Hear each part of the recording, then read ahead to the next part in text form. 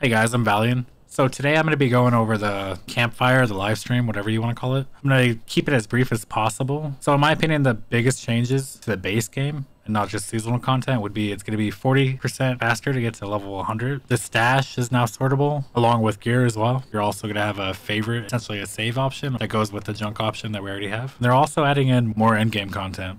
As you can see in this map, 1 through 50 is pretty much staying the same. It's like preseason or season 1. 50 through 70 staying the same as well, besides that you could summon one of the bosses in a Nightmare Tier 31 dungeon. And then 71 through 100, this is how it used to be. And now they're giving us 5 new bosses. Lord Zur, the seasonal boss, which should stay after this season. And then we're going to get 3 bosses that are going to act as the keys from Diablo 2 to do Uber Tristram. We have to collect their parts to gain access to additional boss, which is going to be Duriel, the king of maggots.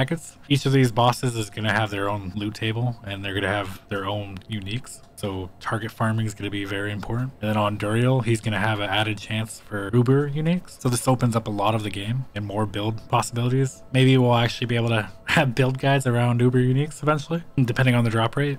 So this map shows you how to get to each boss. You're going to have to farm Whispers for Varshan, Nightmare Dungeons for the Beast in the Ice, and Hell Tides for Grigar, or however you say that, the Galvanic Sea. Then you're going to use all those parts together to get to Duriel. And the parts are tradable, so you can farm and trade, and it adds economy back to the game, in my opinion.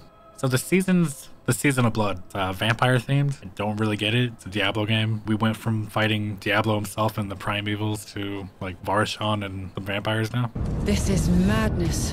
Perhaps that's what it takes. No, there's more than just demons in the Diablo games. There's undead, there's beast, there's other things. It's just kind of weird to me. Next, there's going to be vampiric powers, which I think is more of a double-edged sword than anything. So it's going to be cool to play around with this and whatnot in the season, but then it actually takes away from class and build balancing because they're spending more time on seasonal content than they are on the base game. I hope I'm wrong about this, but then the Season of Blood's also going to have its own version of Hell Tides, which is going to be accessible from level 1 in any difficulty. And just like Hell Tides, it's going to be the only source of certain crafting materials.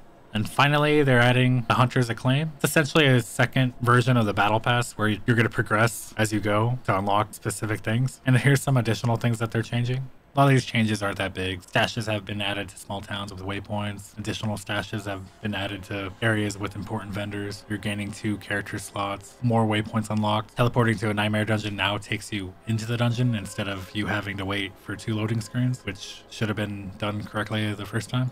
I'd rather see more work be done on the base game than the seasonal content and the flair and like gonna bring people back, but you have to have a good base product to keep people. And it looks like they're doing a little bit of both. So I'm pleasantly surprised there's actually gonna be more endgame content, and I'm looking forward to doing it.